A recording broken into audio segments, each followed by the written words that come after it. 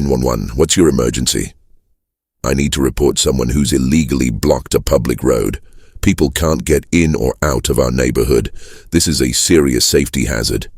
Yes, you heard that right. An HOA Karen actually called 911 because I put up a gate on my own property that stopped her from using my land as her personal shortcut.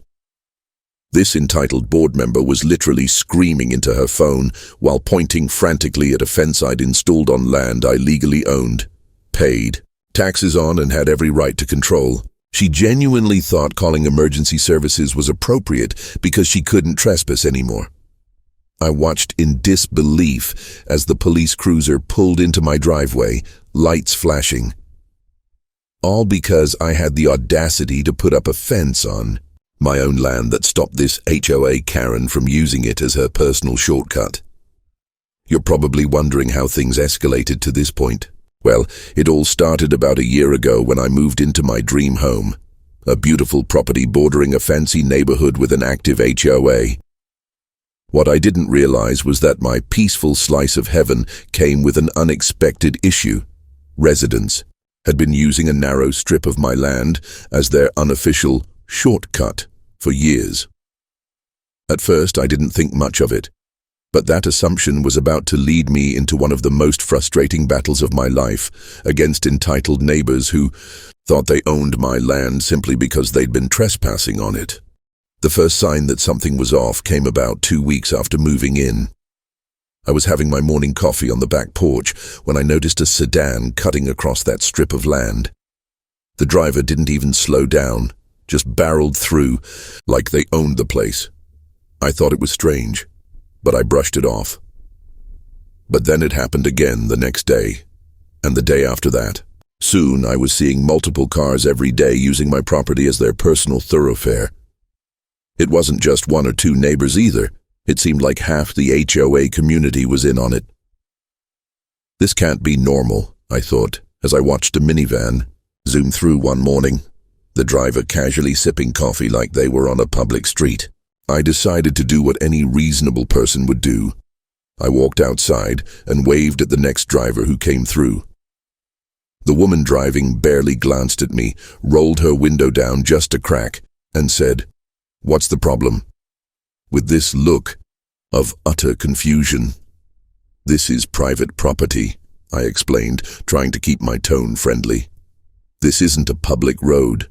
She rolled her eyes and replied, "We've been using this road for years. It's the shortcut to Pine Street," before rolling up her window and driving off. That interaction left me stunned. The sheer entitlement was incredible. I started researching HOA disputes online and found countless stories of homeowners dealing with similar issues, neighbors assuming rights to private property, and HOAs overstepping their boundaries. As the days turned into weeks, the traffic through my property didn't slow down. I'd see 5 or 6 cars pass through on weekday mornings, clearly part of people's commute routines.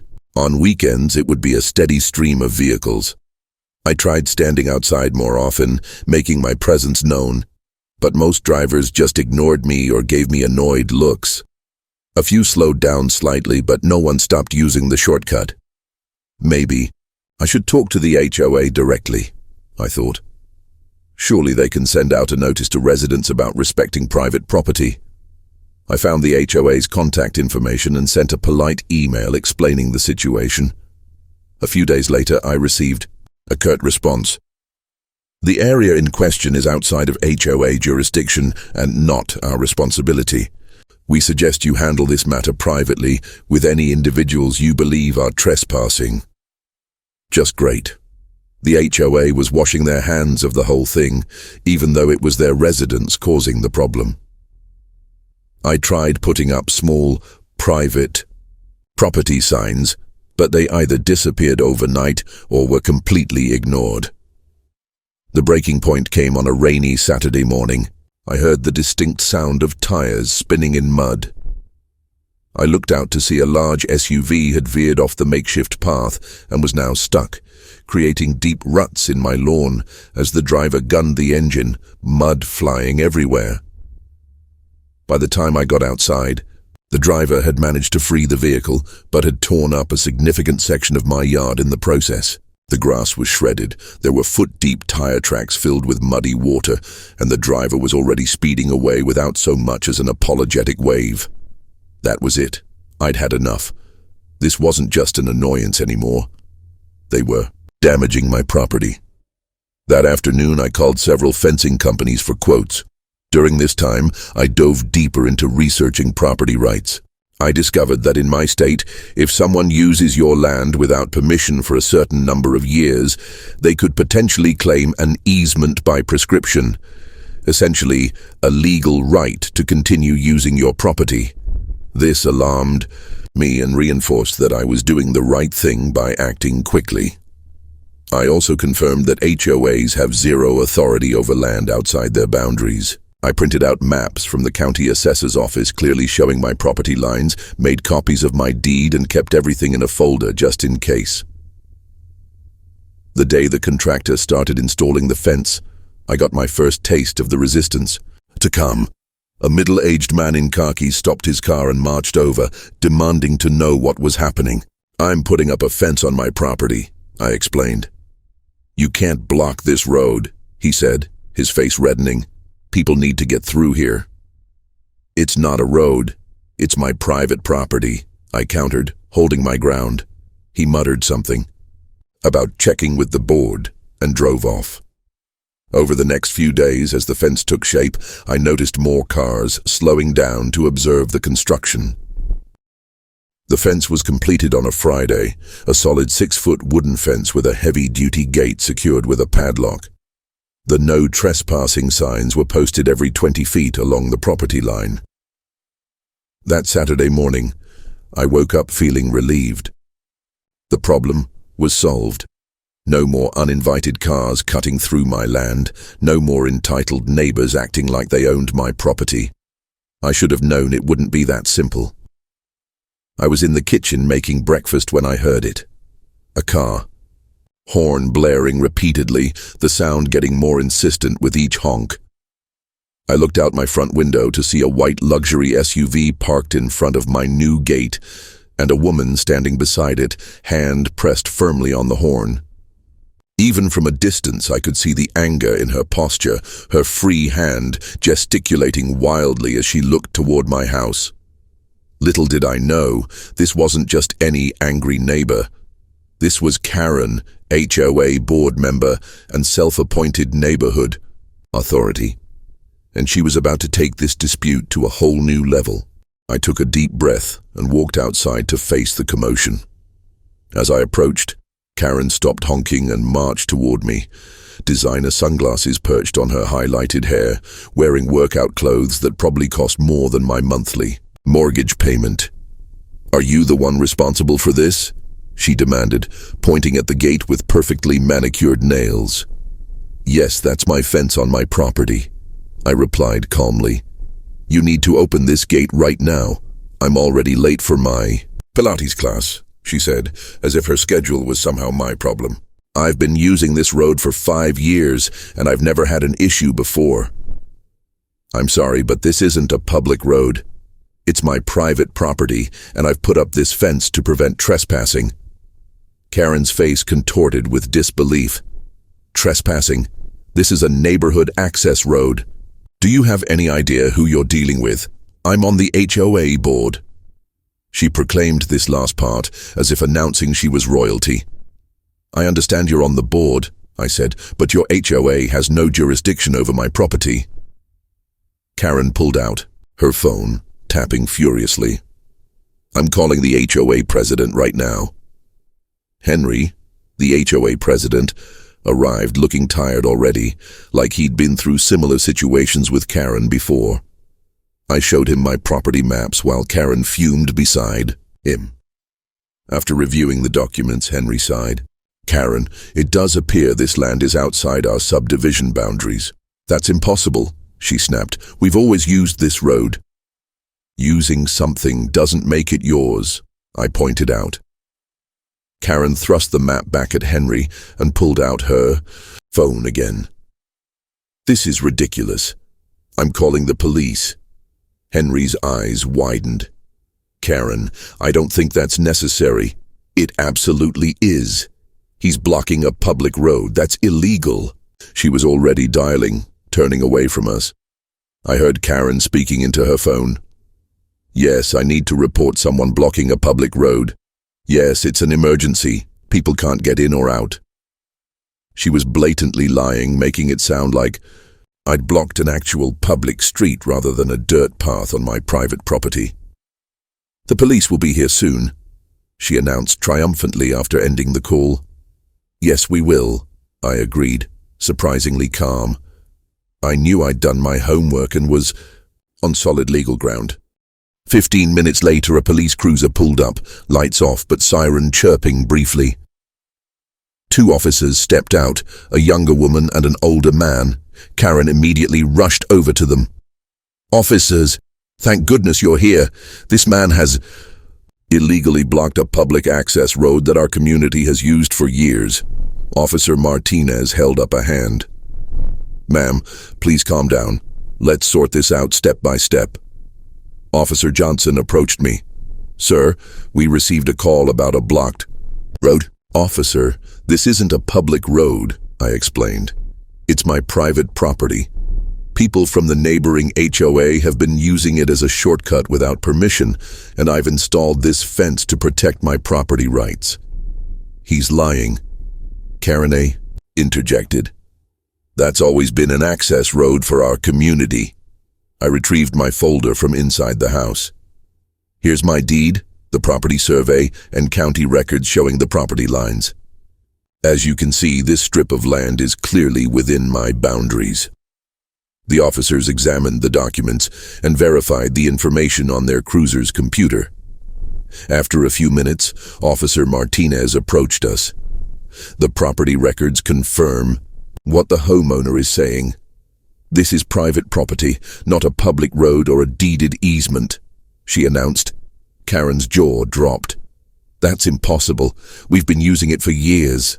Ma'am, using someone else's property without permission is trespassing, even if it's been going on for a while, Officer Johnson explained patiently. But what about prescriptive easements? Karen sputtered, suddenly revealing she knew more about property law than she'd let on. Those require specific legal conditions and generally need to be established in court, Officer Martinez replied. They don't automatically apply just because people have been crossing the property. Karen's face had turned an alarming shade of red. Do you have any idea who I am? My husband is a personal friend of the police chief. I'm calling him right now. The officers exchanged a look that spoke volumes. They'd clearly dealt with similar threats before. You're welcome to call whoever you'd like, Officer Martinez said evenly. But the property laws won't change based on who you know. As the officers prepared to leave, Karen marched up to me, finger pointed at my face. This isn't over, she hissed. Not by a long shot. The HOA has lawyers, good ones. We'll see how smug you are when you're facing legal action. A week later, I received an official-looking envelope in my mailbox. Inside was a letter from the Oak Ridge Estates HOA requesting my presence at their next board meeting to discuss the recent changes to the north access point. At the meeting, I presented my documentation again. Karen immediately jumped in before Henry could respond. This is absurd, she said sharply.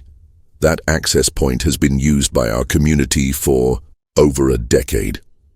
Just because you have some piece of paper doesn't mean you can disrupt the lives of hundreds of residents. Another board member leaned forward. I have to ask, is this even within our jurisdiction as an HOA? The land isn't part of our community. Exactly my point, I agreed. In fact, your own bylaws state that the HOA's authority extends only to properties within the Oak Ridge Estate's boundaries. Henry nodded slowly. That's correct, which raises the question of what we're even doing here. Karen slammed her hand on the table. We're defending our community's interests. Just because something is technically legal doesn't mean it's right. The meeting ended with the HOA agreeing to inform residents that the north access was permanently closed. I thought that would be the end of it, but I was wrong. The next morning, I woke up to find my fence spray-painted with the words, "Selfish Jerk," in bright red letters. My security camera captured a hooded figure in the middle of the night, but their face wasn't visible. A week later, I received a letter from a law firm representing the HOA, claiming residents had established a prescriptive easement and demanding I remove the gate immediately or face legal action. I contacted a property attorney of my own, who confirmed their claim was weak at best. She drafted a response citing relevant case law and making it clear that I would vigorously defend my property rights if challenged in court. Days later, Henry visited to apologize. That letter from the attorney wasn't authorized by the full board. Karen went ahead on her own, claiming she had board approval. I wasn't surprised. Let me guess. She's not backing down. She's determined. But the board has officially decided not to pursue any legal action. I appreciate that, Henry. But honestly, this is getting ridiculous. The vandalism, the legal threats. It's harassment at this point. Vandalism. Henry looked genuinely shocked. I showed him the security footage of my fence being spray-painted. He looked troubled. This has gone too far. That afternoon, I reached out to a local news station with a tip about HOA overreach and harassment. A reporter contacted me within hours, and we scheduled an interview. The story aired that evening under the headline, "Property Rights Dispute. Homeowner Stands Up to HOA Pressure." The reporter had reached out to the HOA for comment. Henry provided a diplomatic statement, while Karen had declined to comment. The public response was overwhelming. Hundreds of comments supported my right to protect my property. People shared their own HOA horror stories, and local attorneys even offered their services pro bono. The next day, I received a call from the HOA's attorney formally withdrawing their previous letter. Later that same day, one of the board members visited to inform me that Karen had been removed from the board. After the unauthorized legal letter and the news story, it was the final straw. She's had a history of overstepping her authority, but this was too public, too embarrassing for the community. The board voted unanimously to issue a formal apology to me and to explicitly remind all residents that my property was private and not to be trespassed upon. A week later, I spotted Karen's familiar white SUV parked at the end of my driveway.